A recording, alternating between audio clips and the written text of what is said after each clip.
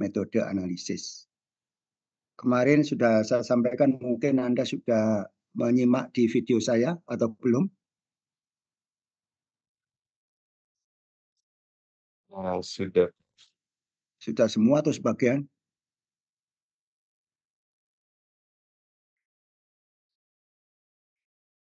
Baik ya. Ini yang saya sampaikan mungkin poin-poin saja dulu, yang penting-penting, dan nanti saya kasih beberapa soal, ya, terus kita bahas. Ya. Pertama, validasi metode ini harus dilakukan jika Anda menggunakan metode, ya, yang belum terstandar, belum ada metode standarnya. Jadi yang harus kita ketahui dulu apa sih definisi dari validasi metode analisis ini. Bisa lompati saja, ini sudah pernah saya sampaikan.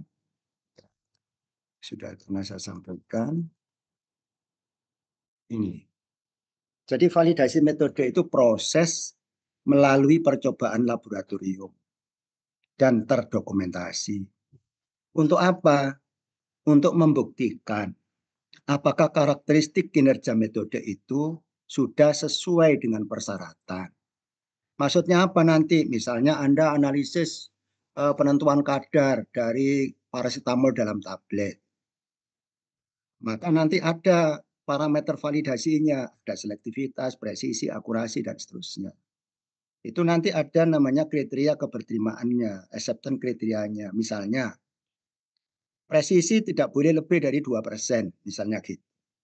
Maka Anda lakukan, caranya nanti bagaimana, cara mempresisi misalnya menyuntikkan berulang-ulang. Ya. Baru nanti dilihat RSD-nya, apa kurang dari 2%. Kalau memang kurang dari 2%, ya sudah selesai. Anda sudah melakukan validasi parameter presisi gitu, ya. Itu maksudnya validasi. Jadi validasi itu tindakan pembuktian. Apakah ya karakteristik yang kita perlukan itu sudah sama enggak dengan yang dipersyaratkan. Itu ya, itu validasi. Validasi itu macam-macam, ada validasi equipment ya, peralatannya divalidasi, mesinnya divalidasi, ada ya, equipment validation. Yang kita bicarakan hari ini adalah method validation, metodenya. Apakah kromatografi cair kinejar tinggi atau spektro atau ICP, AAS dan sebagainya. Cuma yang penting bahwa pembuktian ini harus dilakukan di laboratorium dan didokumentasikan ya. Jadi nanti kalau misalnya Badan POM memang minta atau memang Anda ajukan registrasi melampirkan validasi metode, yaitu dokumentasi harus dari ini apa validasi metode. Sudah yang tahu apa bedanya validasi dan verifikasi metode? Siapa coba yang aktif saya catat, saya kasih nilai plus. Apa bedanya validasi dan verifikasi metode? Kalau misalnya verifikasi itu katanya menurut metode baku dari kompendial itu kita kerjakan ulang itu memerlukan verifikasi. Tapi kalau validasi itu contohnya metode tidak baku dari jurnal, kalau kita kerjakan ulang atau misalnya metode baku yang dimodifikasi atau metode pengembangan itu perlu kita lakukan validasi. Nah, lalu kalau misalnya metode validasi itu untuk membuktikan bahwa karakteristik kinerja metode analisis itu telah memenuhi persyaratan yang telah ditetapkan. Tapi kalau verifikasi itu untuk membuktikan bahwa laboratorium itu mampu menggunakan metode analisis baku pada kondisi nyata di laboratorium. Gitu, Oke, ya. Oke. Sebentar ada telepon ini dari mahasiswa kelihatannya. Sebentar ya.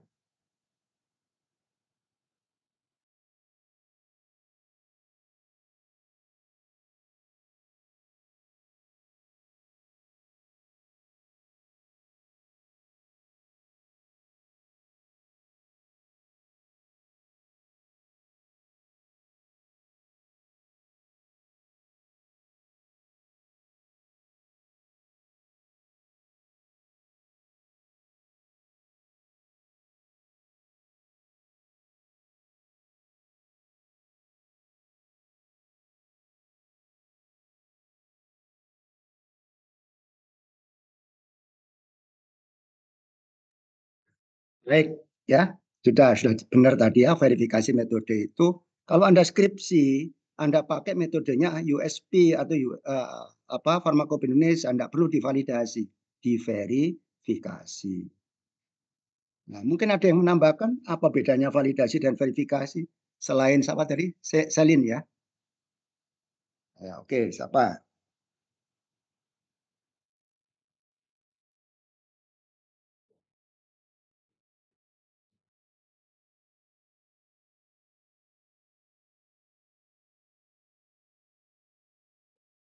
Yuk.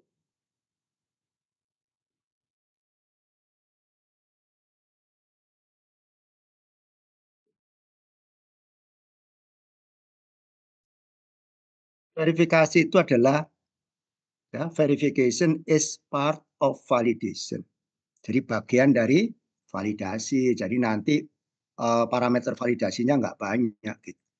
Ya, itu kalau Anda ingin tahu lebih jauh ada di chapter 1226. Jadi kalau metode baku adalah di verifikasi. Kalau tidak baku itu tadi divalidasi, sekarang diverifikasi. Metode tidak baku harus divalidasi. Metode yang ada di jurnal, metode yang hasil-hasil skripsi, hasil tesis, hasil disertasi, itu tetap divalidasi. Ya, kalau Anda ambil dari situ. Itu bukan metode standar. Metode baku yang dimodifikasi, ada yang bisa jelaskan? Apa metode baku yang dimodifikasi? Iya, Prof. Hmm.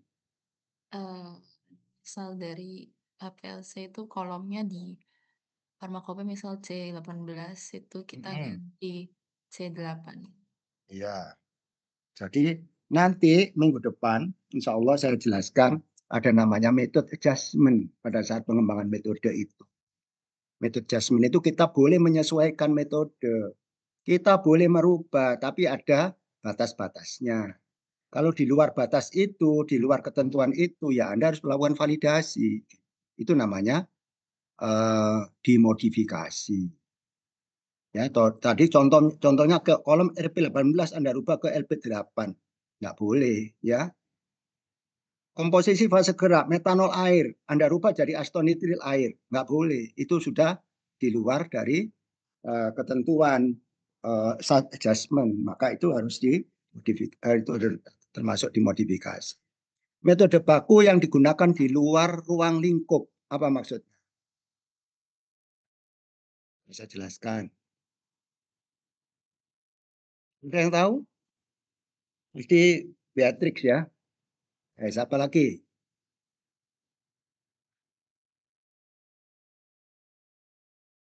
Metode baku yang digunakan di luar ruang lingkup.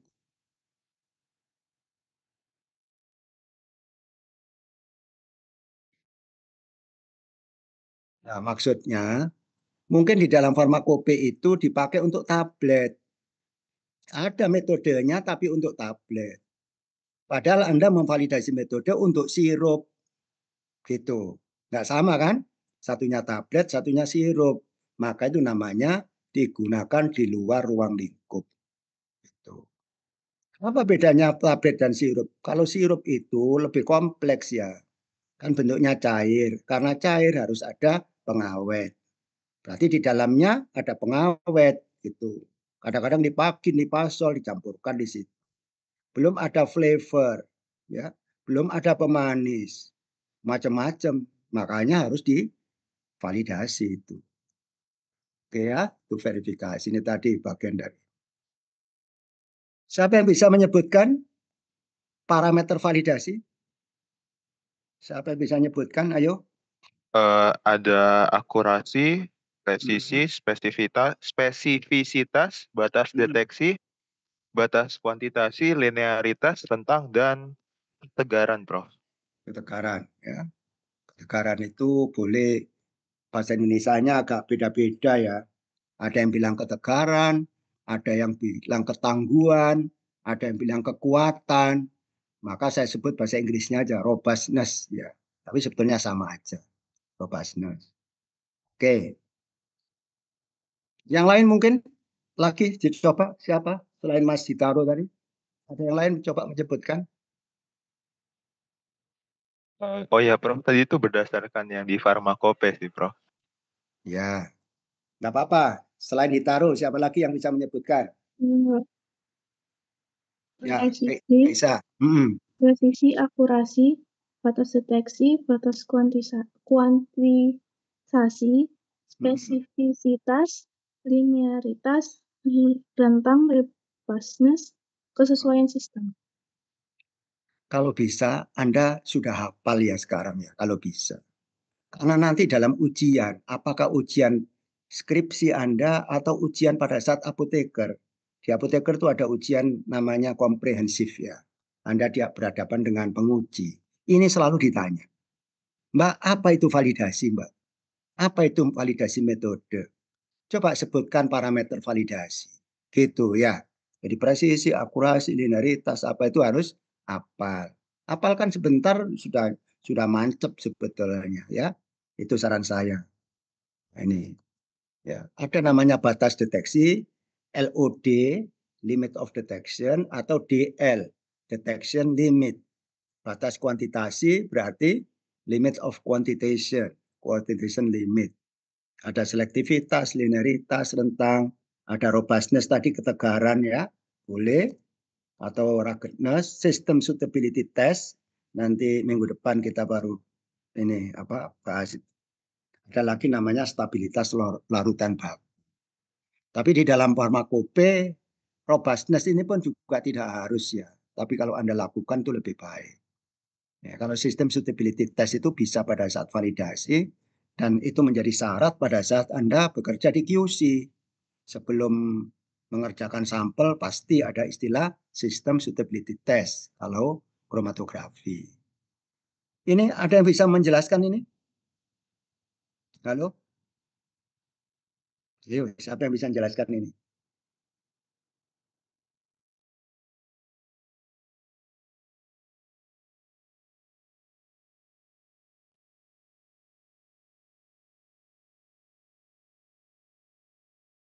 Halo, siapa?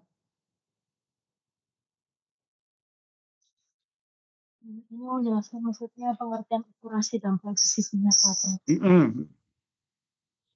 Kalau semisal kalau dari videonya itu, kalau akurasi itu berarti hasil kita itu dekat dengan target dari kita, itu namanya akurasi. Tapi kalau presisi itu misalnya kan kalau di analisis itu ada replikasi 1, 2, 3, 4, 5 gitu. Kalau misalnya replikasinya itu hasilnya sering berdekatan itu presisi. Tapi kalau misalnya saling berdekatan dan hasilnya itu dekat dengan target kan di rata-rata nanti itu berarti akurasi dan presisi. Gitu ya. Ya. Jadi kita kerja di laboratorium pada saat validasi metode itu laksana kita ini seperti seorang penembak. Penembak itu pasti punya ini titik fokus tujuan ini, sasaran ini pasti. Nah pada saat kita menembak tentu lebih dari satu kali kan, tembakan pertama sini 2, 3, 4, 5, 6. Apa artinya? Hasilnya itu dekat atau sama dengan sasarannya. Itu berarti akurasi yes. Diulang-ulang berkali-kali. Ya, mirip juga. Itu artinya RSD-nya juga kecil. Itu akurasi yes, presisi yes. Oke, 2. Ini apa ini? Presisi? Presisi tetap. Presisi yes atau no? Yes. Yes. Yes. Yes. Akurasi? Akurasi no. Nah, gitu ya. Pokoknya kalau hasil kita itu dibandingkan harga benar, itu beda jauh. Ya tidak akurat. Tapi kalau diulang-ulang berkali-kali kok sama ya, mirip-mirip. Itu presisinya masih oke. Kalau ini? Presisi? Yes. Presisi no. Presisi no. Akurasi? Yes. Yes. Kenapa? No apa yes? Akurasi yes. Yes atau no? Yes, karena di rata-rata, Prof. Iya, Oh, di iya. rata-rata. Itu di rata-rata di situ ya. Kalau di rata-rata itu nanti di tengah-tengah ini, gitu. Nah ini ya, kalau yang terakhir ini presisi akurasi nggak jelas ya di situ akurasi no, presisi no. Apa maksudnya dari ilustrasi ini? Kalau Anda bekerja pada paracetamol, berapa paracetamol dalam satu tablet? 500, Bro. 500. 500 miligram. 500 miligram itu besar, seperti menembak jarak dekat gitu.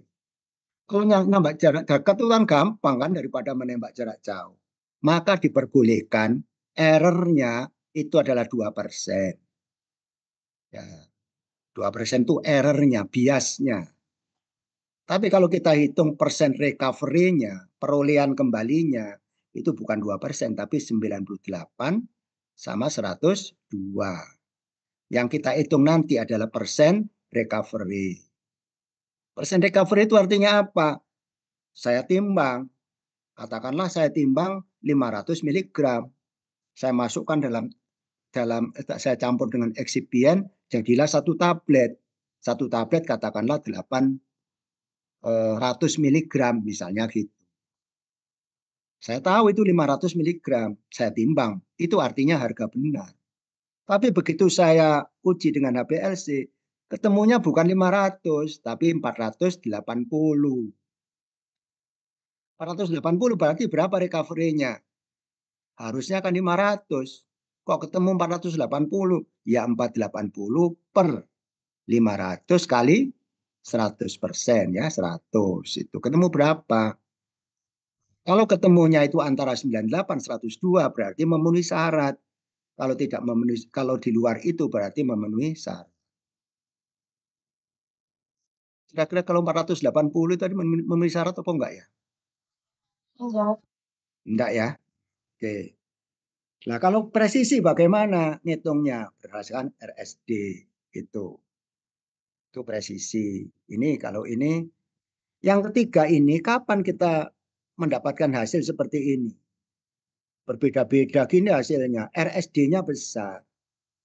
Itu kalau Anda bekerja dengan konsentrasi kecil analitnya. Anda kerja dengan misalnya vitamin B12 itu kecil sekali itu, nggak akan dapat langsung kayak gambar nomor 1. Maka gambar nomor 3 itu. Misalnya dalam obat flu, obat batuk yang konsentrasinya sangat kecil, maka seringkali juga tidak bisa seperti satu ini. Oke ya, itu maksudnya. Nah, itu sudah. Siapa yang bisa menjelaskan apa itu selektif, apa itu spesifik? Siapa yang bisa menjelaskan?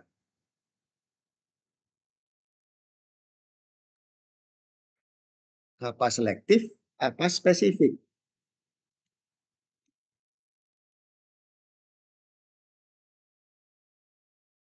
Halo. Izin menjawab, Prof. Ya. Ya. Mampu membedakan antara senyawa analit dari atau senyawa ganggu lainnya. Itu kalau yang selektif. Sedangkan yang spesifik itu spesifik mampu mengidentifikasi respon untuk analit tunggal atau murni. Gitu ya. Oke. Ada yang menambahkan lebih detail lagi?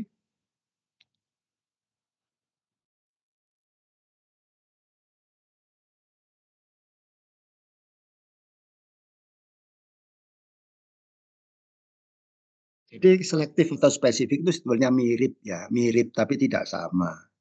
Sebetulnya kan kalau specificity itu kalau USP ya menggunakan specificity, tapi kalau AOAC dia menggunakan selectivity. Sama-sama internasional sampai sekarang tidak mau bersatu itu. Makanya ada yang bilang selektif, ada yang bilang spesifik. Maka dalam validasi metode kita nyebut selektivitas garis miring spesifisitas. Ya, ini coba saya gambarkan. Di dalam alat itu ada detektor. Dalam tubuh kita itu juga punya detektor. Contohnya mata. Mata kita itu bisa membedakan buah-buahan ini. Macam-macam buah-buahan bisa dibedakan. Ya, dari gambar Anda ini yang bukan off cam ya, saya bisa membedakan satu persatu. Satu dengan yang lain. Berarti detektor saya itu selektif. Ya, gitu. Walaupun ada satu kata tadi Hitaro bersama-sama satu kelas gitu. Tapi saya masih bisa membedakan Hitaro dengan yang lain. Berarti itu ada namanya selektif. Tapi yang disebut spesifik itu mengenalnya itu tidak salah. Artinya secara spesifik dia bisa menyebut. Jadi kalau sudah mengenal Hitaro tadi, walaupun dikumpulkan dengan berbagai macam orang, tidak sama dengan, tidak beda dengan yang lain. Jadi kita bisa mengenali Hitaro, beneran Hitaro. Gitu. Ya. Gimana caranya kalau dalam HPLC misalnya? Kalau supaya tahu selektif apa parameternya? Supaya disebut selektif itu apa? Ayo, siapa yang bisa jawab? Dua puncak, satu puncak bisa terpisah dengan yang lain. Apa? Terpisah sempurna, Prof. Puncak. Iya. Dasarnya apa, Mas? Nilai RS lebih dari 1,5. Retention time. Retention time. Siapa lagi tadi? Nilai RS lebih dari 1,5. RS itu apa, Mbak? Kaisa ya. Apa RS, Mbak? Singkatan apa? Resolusi. Resolusi. Nanti jangan rumah sakit tahu-tahu ya. RS itu resolusi. Apa ada yang hafal rumusnya waktu praktikum kemarin? Ayo, siapa yang hafal? 2 Mm-mm. kali Mm-mm. time retention. Mm-mm. 2 dikurangi time retention. 1 dibagi W1 tambah W2. W itu dalam konsep W ya, di bagian bawah ya, dasar ya, benar ya. Itu tolong dihafalkan. RS sama dengan 2 kali TR2 min TR1 dibagi WA per WB, WA plus WB. Kalau kita menggunakan W setengah,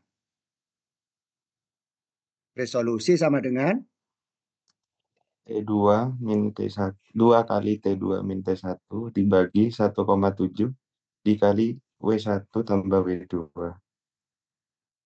ya boleh, atau kalau tidak ya bilang aja TR2 min TR1 per W setengah A tambah W setengah B. Ya, cuma memang kalau yang di elektronik itu yang di atas boleh pakai 1,18 atau di bagian bawahnya dibagi juga tidak apa-apa. Ya. Oke, itu selektif spesifisitas. Kalau spesifisitas itu nanti kita bisa membuktikan bahwa itu betul. Apa benerin jambu biji, bukan jambu air. Sama-sama jambunya, tapi apa ini jambu biji apa jambu air.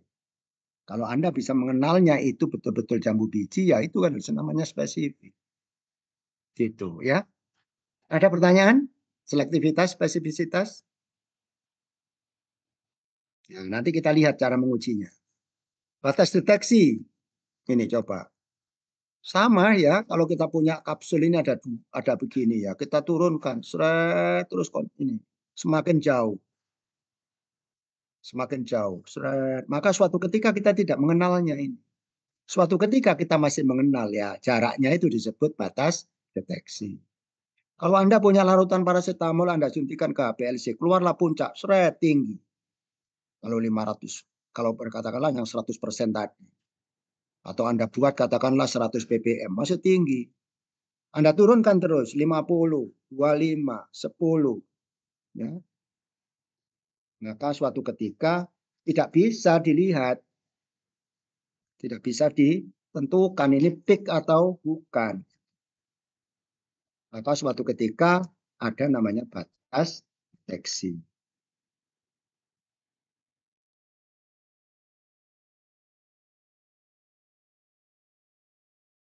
Ada pertanyaan?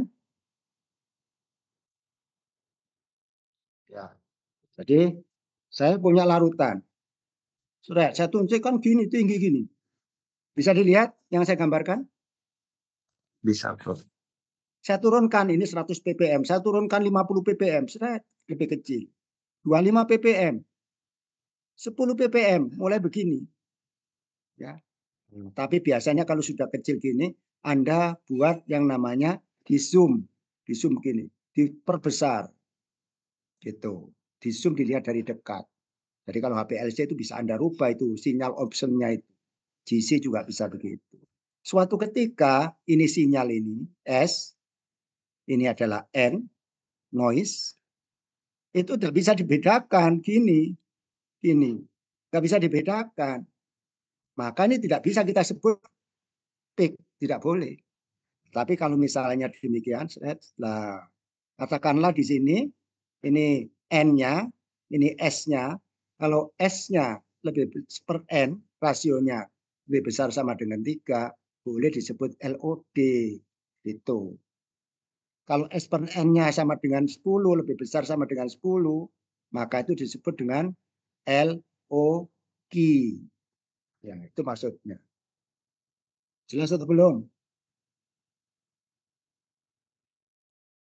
Jadi caranya buat konsentrasi makin kecil. Maka ukur signal to noise. Itu bisa pakai penggaris, bisa pakai software yang Anda punya. Ya, tapi HPLC tertentu juga kadang-kadang nggak bisa ya. Oke ya, kita teruskan.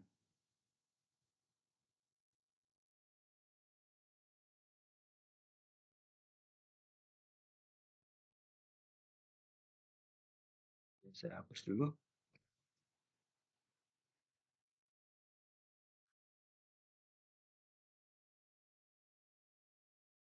Sudah ya ini ya, tadi ya. Oke. Berikut kategori metode analisis. Ada yang bisa menjawab? Kategori metode analisis itu ada 4. Apa saja? Kategori 1 itu apa? Kedua itu apa? 3 apa? 4 apa? Izin menjawab, Prof. Yuk. Untuk yang pertama itu penetapan kadar komponen utama. Lalu yang kedua itu ada penetapan cemaran atau hasil degradasi. Yang ketiga itu penetapan karakteristik sediaan. Yang terakhir itu metode analisis. Ya. Untuk identifikasi. Jadi kategori 1 itu pokoknya kadar besar. Kapan kadar besar? 1, bahan aktif. Anda analisis bahan aktif paracetamol. Isinya cuma paracetamol sama cemar. Besar sekali. Itu masuk kategori 1. Gitu ya. Termasuk paracetamol dalam tablet. Paracetamol kan bahan aktif utama dalam tablet. Maka itu disebut termasuk kategori 1. Kategori 2 itu apa? Cemaran ya. Cemaran. Apa artinya? Kadar kecil. Kadarnya kecil sekali. Itu cemaran. Ada yang kuantitatif, ada yang kualitatif. Yang ketiga itu contohnya disolusi, Mbak. Disolusi atau pelepasan obat. Jadi kalau kita menguji disolusi, ya, maka itu termasuk kategori 3. Yang kategori 4 itu adalah untuk identifikasi. Dihafalkan ya? Dihafalkan. Wes, ini apa jawabannya? Izin jawab, ya untuk nomor 1 itu kategori nomor 1. Karena metode hasil dalam tablet berarti kadar besar berarti metode nomor 1, Prof. Kategori 1 ya. Oke, terus? Nomor 2 logam berat Tb berarti masuk dalam cemaran kategori nomor 2. Kira-kira kualitatif atau kuantitatif? Kuantitatif, Prof. Kuantitatif. Nanti kalau Anda membaca di USP atau Farmakopedia Indonesia, cemaran logam berat timbal tidak boleh lebih dari 10 ppm. Misalnya. Itu harus diukur kuantitatif. Nomor 3? Nomor 3 analisis kualitatif berarti di metode nomor 4. Oke ya, identifikasi ya. Terus? Yang terakhir nomor 4 berarti metode nomor 3, Prof. Penetapan karakteristik. Oke, ya. Ada pertanyaan?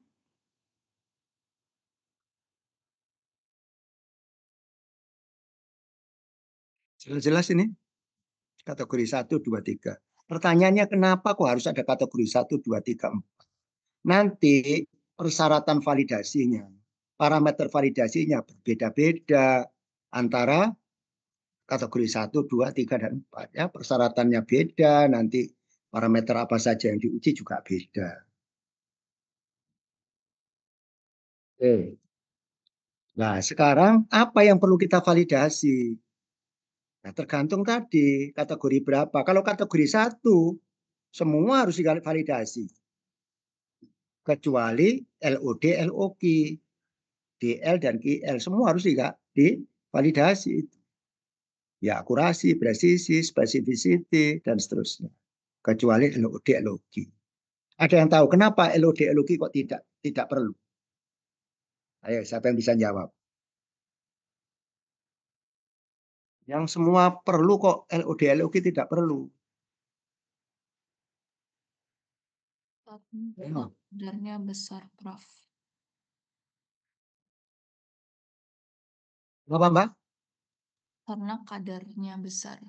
Kadarnya besar. Dengan kata lain, LOD, LOQ itu hanya untuk konsentrasi kecil.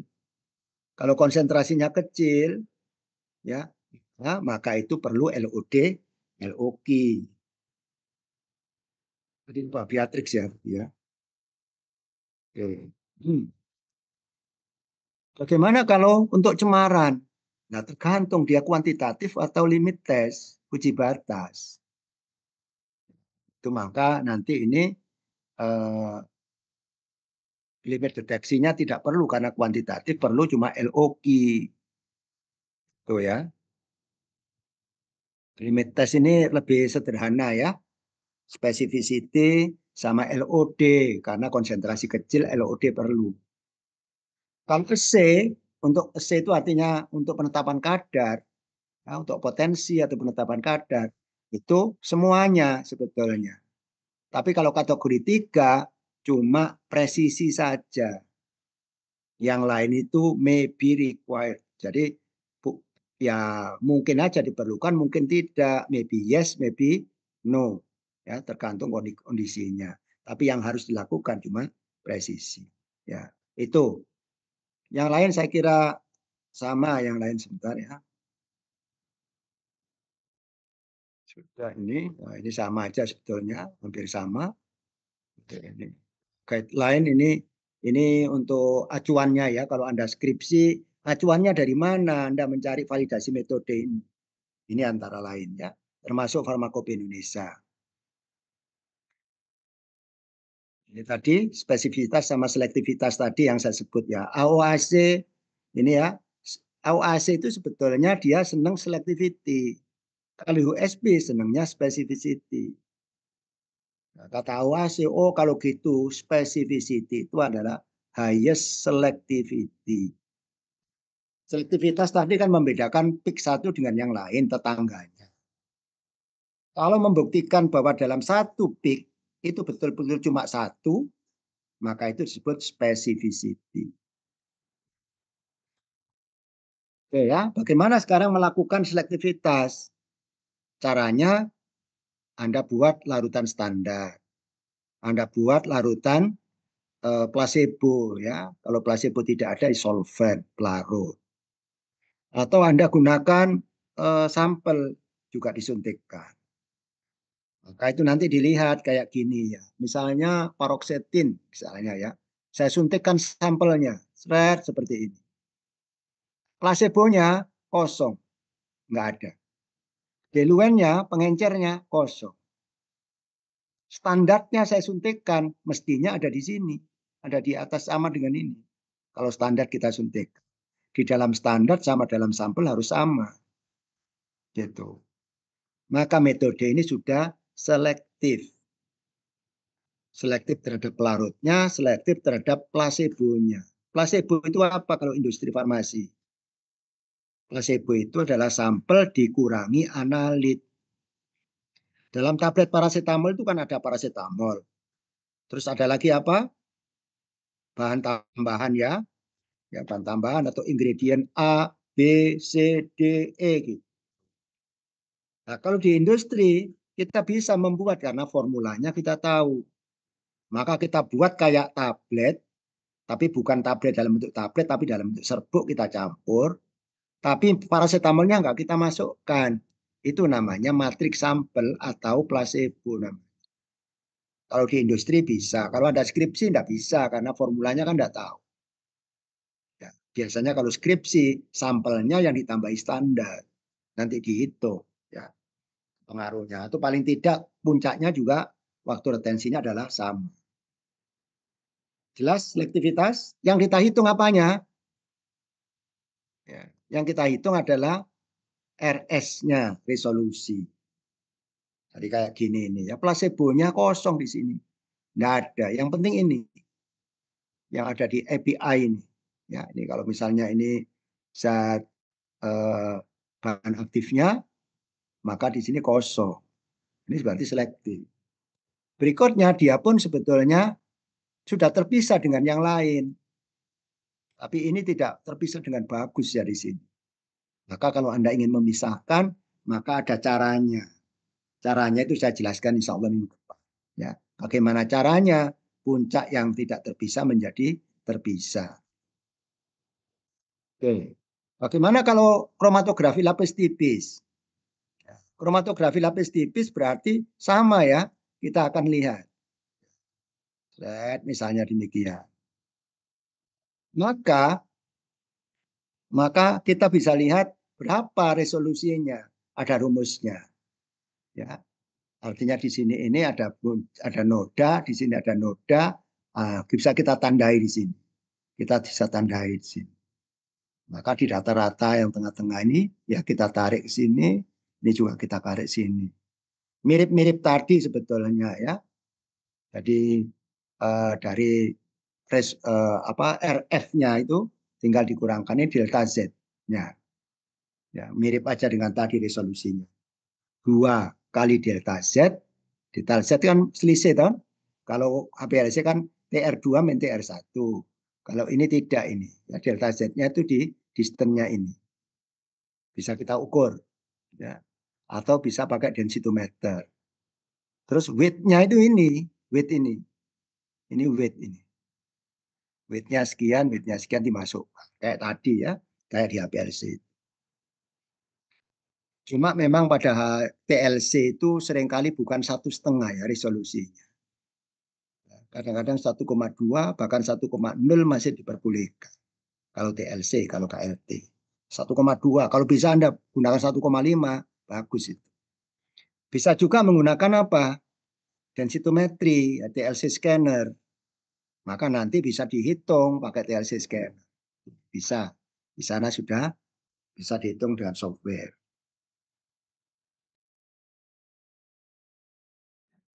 Ada pertanyaan selectivity, specificity? Halo? Tidak ada. Oke ya. Sekarang specificity bagaimana? Kalau selectivity pakai resolusi. Kalau specificity ini menggunakan namanya photo diode array. Jadi maksudnya gini, peak-nya itu tunggal. Kalau tadi kan 2 puncak itu terpisah, resolusinya katakanlah 1,5. Sekarang bagaimana kalau disebut spesifik? Coba perhatikan puncak ini ya, peak ini. Peak ini kelihatannya 1, tapi bisa saja di dalamnya itu ada 2. Bisa saja dalamnya ada 1 lagi. Kalau di dalamnya ada lagi tapi nggak kelihatan dari luar, berarti metode kita itu belum spesifik. Belum bisa menganalisa zat tunggal. Jadi kalau metode kita bisa memisahkan peak-peak yang ada di dalam ini terpisah dengan baik, baru disebut spesifik. Untuk mengujinya spesifik atau tidak menggunakan diode array detector ya, PDA gitu. Gimana maksudnya? Apalagi puncak kayak gini ya. Ini campuran dari 2 ini. Kelihatan itu. Jadi nggak spesifik, maka perlu dioptimasi lagi. Nah, caranya kita buat namanya ini ya, ini. Dari puncak ini nanti kita pilih 3 titik saja, boleh. Tapi boleh 5 titik, boleh 9 titik, boleh ya. Tapi biasanya cuma 3 titik di tengah-tengah ini sama yang atas. Yang ini disebut upslope, yang ini disebut downslope, yang ini disebut apex. Melalui bantuan alat dan detektor PDE itu bisa menampilkan spektra UV. Kalau kromatografi pakai detektor UV itu nggak bisa menampilkan spektra. Kecuali kalau Anda pakai spektro ya, ini bisa spektranya. Tapi HPLC nggak bisa. Supaya bisa menampilkan spektra, maka Anda pakai yang namanya PDE. Maka ini bisa dipilih 3 titik ini. Ya, apex itu yang paling tinggi, ini di tengah-tengah. Lah, tiga-tiganya ini diukur spektranya. Katakanlah dari 200 ke 350 misalnya, di scan, shred. Maka keluar kayak gini, scan-nya itu, hasilnya. Nah, 3 titik tadi di overlay, ditumpuk. Ternyata setelah ditumpuk 3-tiganya yang kiri ini, semuanya persis, sama persis. Ya, kalau tahu kita sama atau enggak, ya itu harus ada ukurannya. Ukurannya itu apa? R, nilai R. R itu artinya similarity. Kayak koefisien korelasi ya, R. Itu. Jadi kalau masing-masing dibandingkan itu, ya di masing-masing panjang gelombang, itu ternyata sama. Berarti R-nya 1. Boleh disebut spesifik kalau R-nya minimal 0,99. Ya, baru disebut spesifik. Bagaimana kalau nomor 2 ini? Nomor 2 ini nggak sama ini, similarity-nya 45 atau 0,45, jauh dari 0,99. Maka dia apa berarti tidak spesifik. Nah, intinya di situ. Jadi nanti kalau Anda pakai PDE, maka bandingkan aja, lihat namanya peak purity. Purity indeksnya itu berapa atau match faktornya berapa. Tapi PDE itu juga bisa menggunakan peak identification.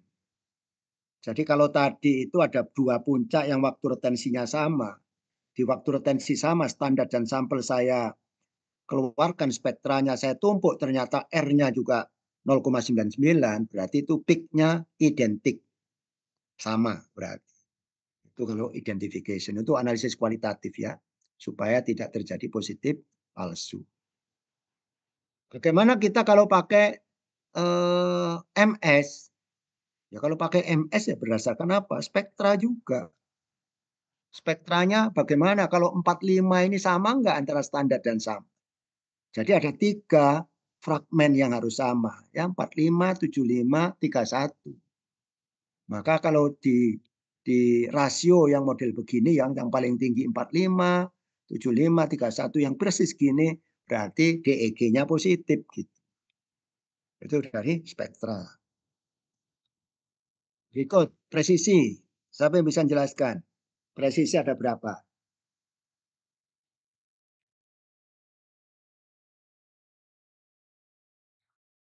Halo? Ada berapa macam presisi?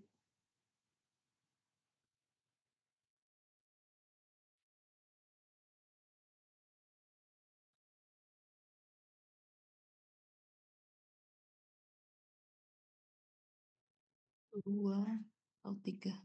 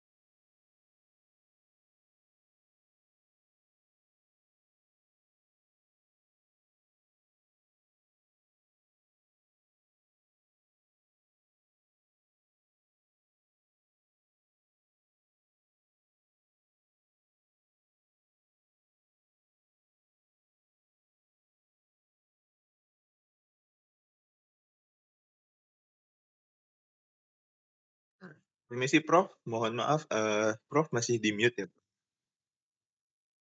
Tidak ada suaranya. Oh ya, oke. Ya, presisi itu ada 3 ya. Repeatabilitas atau keterulangan atau repeatability. Yang kedua intermediate precision. Yang ketiga reproducibility. 3 ini. Ada yang bisa menjelaskan? Ayo, siapa yang bisa menjelaskan?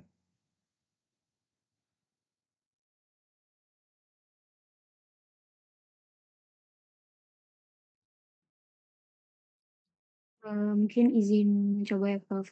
Mungkin untuk repeatability itu, jadi nanti, dia tuh dilakukan dalam kondisi yang sama. Jadi mungkin dia fokusnya untuk konsistensi jangka pendek. Jadi contohnya untuk, seperti satu larutan uji disuntikan beberapa kali, di yang sama, menggunakan alat yang sama. Mungkin untuk yang kedua itu, intermediate precision, itu dilakukan dalam kondisi berbeda tapi mungkin masih dalam satu laboratorium yang sama, tapi mungkin di beda hari, beda analisis atau mungkin juga beda alat. Kalau yang ketiga itu reproducibility itu mungkin, pengujian antar laboratorium, jadi dilakukannya di lab yang berbeda oleh analis yang berbeda dengan alat yang berbeda pula. Jadi untuk fokusnya mungkin di konsistensi jangka panjang dan antar tempat.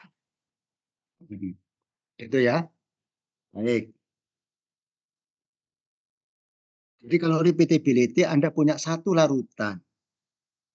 Dalam satu hari Anda suntikkan katakanlah 6 kali ya. Anda hitung RSD-nya. Dalam hari yang sama itu waktunya kan pendek ya.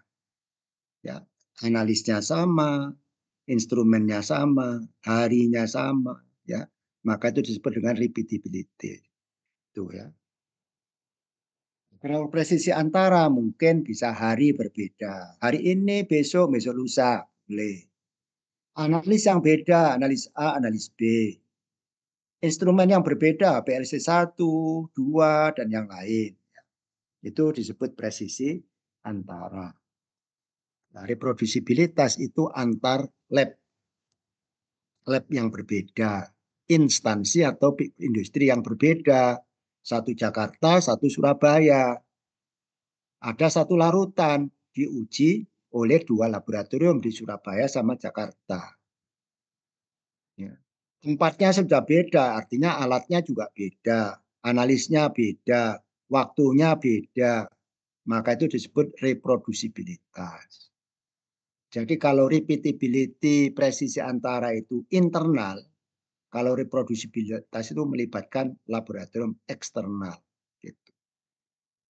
Jadi bagaimana kalau dalam satu pabrik, dalam satu industri, lab 1 QC, satunya R&D, termasuk mana itu? Presisi antara atau reproducibilitas? Gimana? Dalam satu industri kan punya laboratorium, namanya Analytical Development, R&D ya. Yang satunya QC. Itu termasuk apa? Presisi antara atau reproducibilitas atau repeatabilitas? Halo?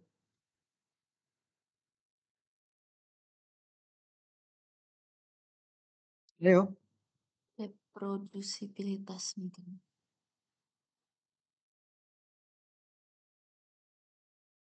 Intermediate. Kata Beatrix yang termasuk reproducibilitas. Mana yang benar? Torik atau Beatrix?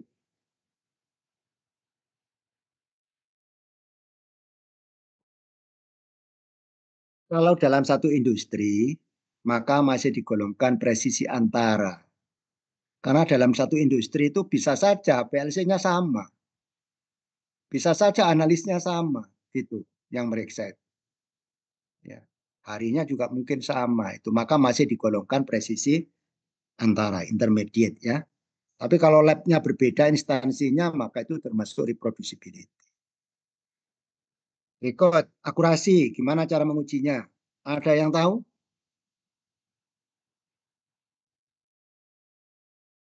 Ada yang tahu?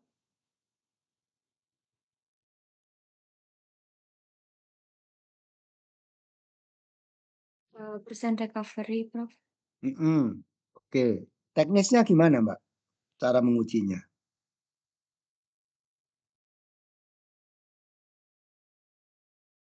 Izin menjawab.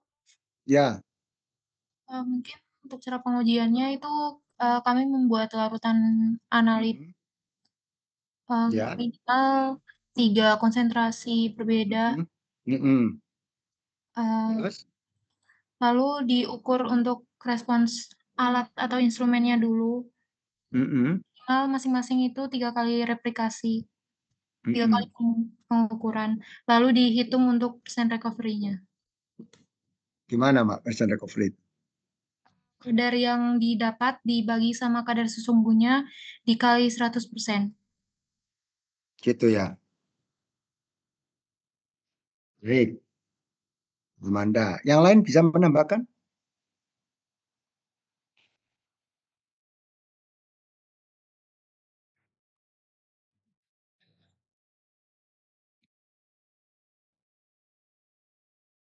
Jadi biasanya memang 3 macam konsentrasi ya. Lebih dari itu juga boleh, tapi biasanya cuma 3. Untuk obat disarankan pada konsentrasi 80%, 100%, 120%, label klaimnya. Ya, label klaim. Jadi 80% itu bukan konsentrasi 80%, bukan gitu ya. 80% label klaim. Apa artinya? Saya punya tablet paracetamol mengandung 500 mg paracetamol. Gitu. Maka itu dianggap 100%-nya. Buat 80%-nya, buat 120%-nya. Maka buat masing-masing 3 kali replikasi ya. Buat lagi ya, 3 kali, 3 kali, 3 kali. Ya untuk 80, 100, 140.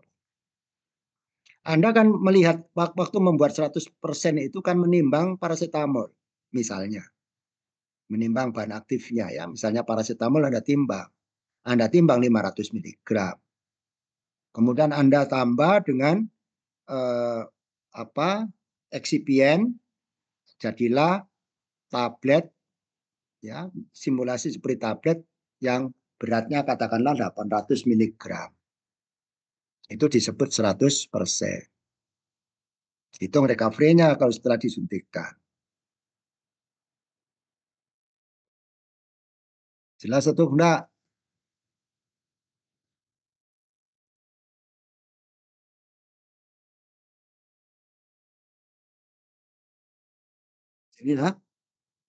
Jadi kan ada tadi, bisa dilihat di sini.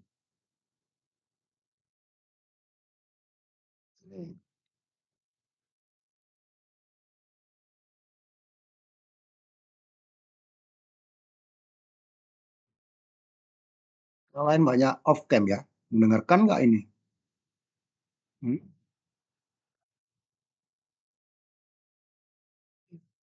Dan tadi ada tablet apa tadi? Paracetamol. Paracetamol berapa tadi? 500 mg per tablet. Katakanlah berat tabletnya itu saya anggap 800 mg. Gitu. Ya. Anda buat dulu placebo-nya. Placebo. Gimana cara membuat placebo tadi? Placebo itu adalah sampel dikurangi analit. Ya, tidak mengandung analit di situ. Jadi Anda buat, ya, mestinya kan Anda tidak membuat satu tablet ya, Anda kalikan berapa tablet, 10, 20 silakan. Ya, Anda buat placebo-nya. Kalau untuk 100%, label klaim ya, tolong disebut label klaim. Nah, label klaim itu artinya 500 di sini. Anda timbang 500 mg gitu. Paracetamol terus ditambahi eksipien sampai ya 800 ya. 800. Anda ulang 3 kali buatnya. Itu. Kalau 80% bagaimana dalam label klaim ini? Yang Anda timbang adalah 400 mg. Ya kan? 80 kali 500 kan? 400. Ditambahi eksipien sampai 800 miligram. Nah, kalau 120% berapa yang ditimbang? Halo? 600. 600 ya miligram tambah eksipien baru jadi 800 miligram. Ini 3 kali. Anda analisa sekarang tiga-tiganya ini dengan HPLC. Ya, dengan HPLC. Silakan Anda menggunakan kurva baku seperti praktikum itu boleh ya. Anda masukkan. Nah, terus ada ketemu berapa? Gitu. Jadi kadar yang diperoleh. Ya, kadar yang diperoleh. Yang diperoleh berapa? Misalnya. Katakanlah harusnya kan yang 100% kan harusnya 500 miligram. Anda dapatnya 490. Berarti berapa recovery-nya? 490 per 500 kali 100 gitu. Jelas ya? Kira-kira masuk apa enggak? Masuk memenuhi kriteria atau tidak? MS atau TMS? Memenuhi syarat atau tidak ini? Belum. Kok bisa, Mas? Seperti yang Prof bilang 2% tadi. Ya, ini ketemu berapa, Mas? 98. Ya. Jadi recovery-nya antara 98 sampai 102 baru ketemu. Hitung semua masing-masing ini. Masing-masing dihitung. Dibuat tabel. Seret. Maka ketemu recovery-nya. Jelas? Jelas, Prof. Ya, tapi buatnya nggak satu-satu. Mungkin Anda buat banyak ya placebo-nya. Tinggal Anda timbang gitu tambah placebo berapa. Gitu.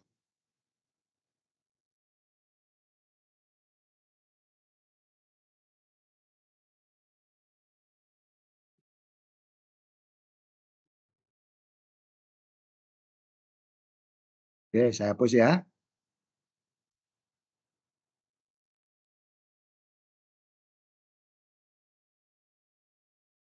Ada pertanyaan sebelum saya lanjut?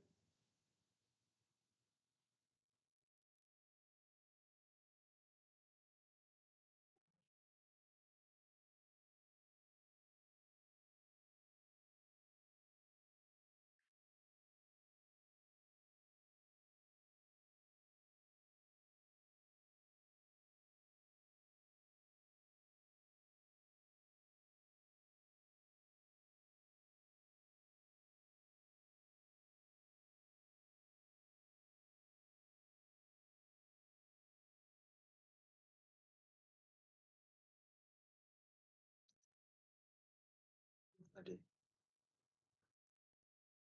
Ya. Ya. Terus ini akurasi. Nah, ini ada daftarnya ya. Daftarnya. Kalau makin kecil konsentrasi syaratnya bukan 98 102. Yang 98 102 itu kan kategori 1 ya, 100% tadi. Bagaimana kalau konsentrasinya kecil? Katakanlah bahan aktifnya 0,01% atau 100 ppm ini 0,01% itu. Kalau tadi kan 500 per 500 ya, atau 500 per 800 itu besar sekali ya. Maka Anda bisa lihat di sini 90 per 107 misalnya.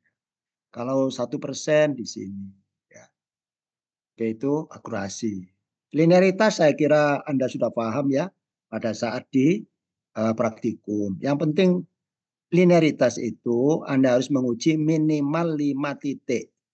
Ya, enggak boleh ini minimal 5 titik. Baru Anda suntikan, Anda buat kurva, Anda hitung R-nya.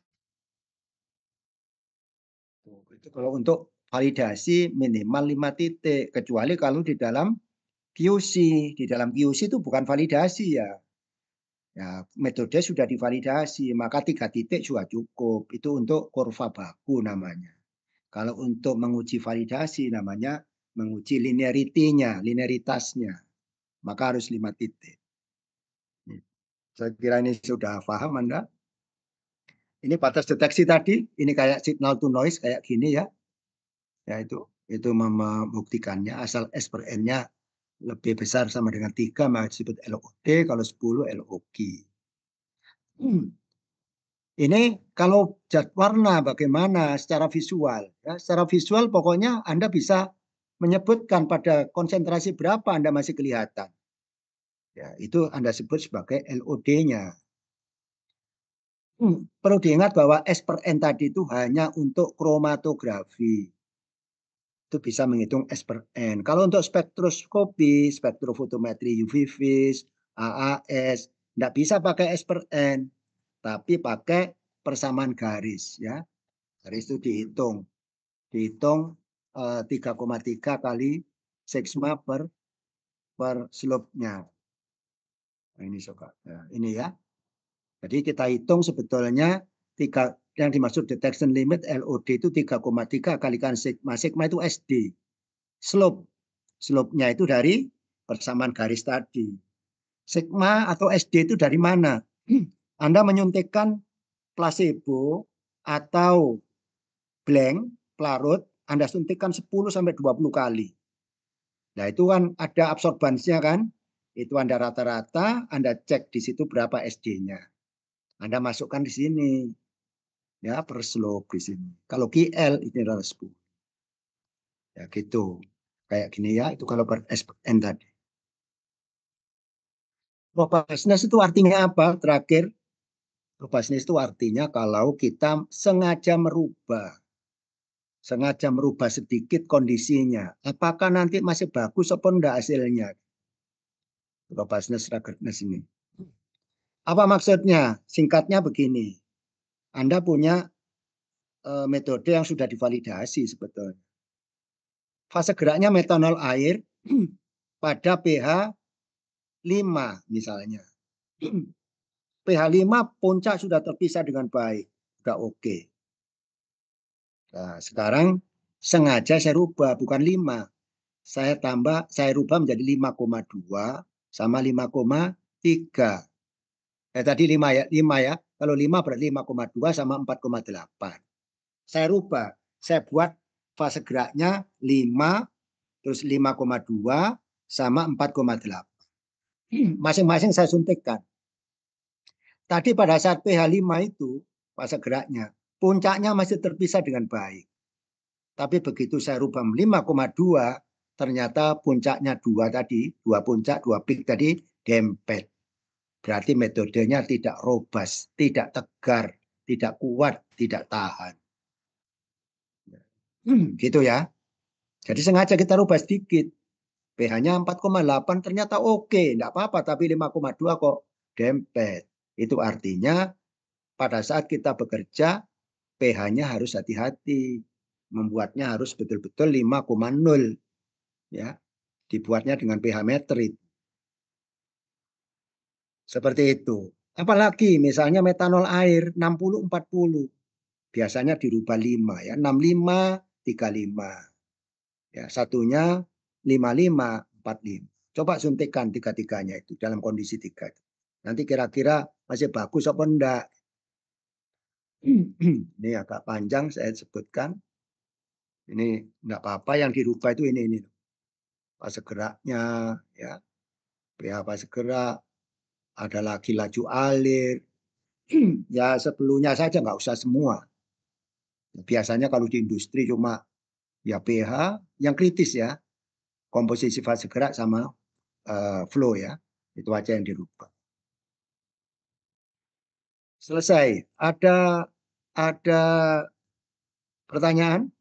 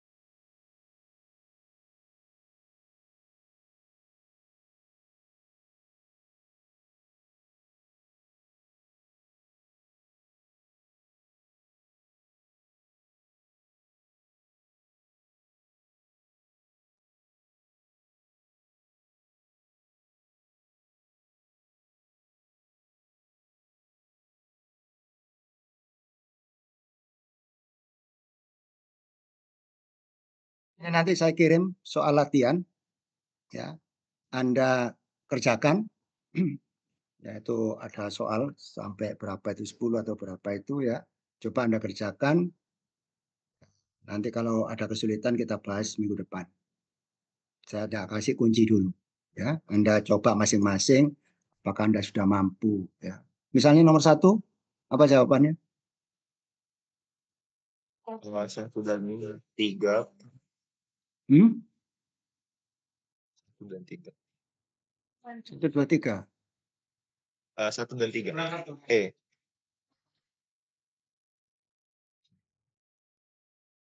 Yang lain sama? Kategori 2, Prof. Kenapa? Karena untuk analisis cemaran. Ya, cemaran itu ya, EGD itu termasuk ya cemaran. Oke, nanti saya kirimkan ya, Anda latihan sendiri. Ya, nanti kita cocokkan, kita diskusikan minggu depan. Oke, ada pertanyaan? Sudah ya? Permisi, Prof. Tadi saya kelewatan absennya. Oh ya, sebentar saya lihatnya. Namanya siapa, Mbak? Felicia? Siapa? Ya, Prof. Felicia, Prof. Siapa? Muhammad Nabil ada? Tidak ada ya? Oke. Ya, saya kira cukup. Ini aja coba Anda kerjakan ya setelah ini. Dan bagi yang belum melihat video, saya kira ada baiknya ya Anda lihat video saya itu supaya mengerti tentang validasi. Anda partnya ada beberapa di situ, coba Anda simak di situ ya. Karena nanti akan saya kasih lagi pertanyaan yang lebih detail supaya Anda tahu soal kasus ya. Supaya nanti waktu apoteker Anda tidak terlalu berat untuk validasi metode. Ya, saya kira cukup. Saya akhiri. Silakan diteruskan untuk mengerjakan soal setelah ini saya kirimkan ya. Selamat siang. Assalamualaikum warahmatullahi wabarakatuh. Waalaikumsalam. Terima kasih. Waalaikumsalam. Terima kasih. Terima kasih, Prof.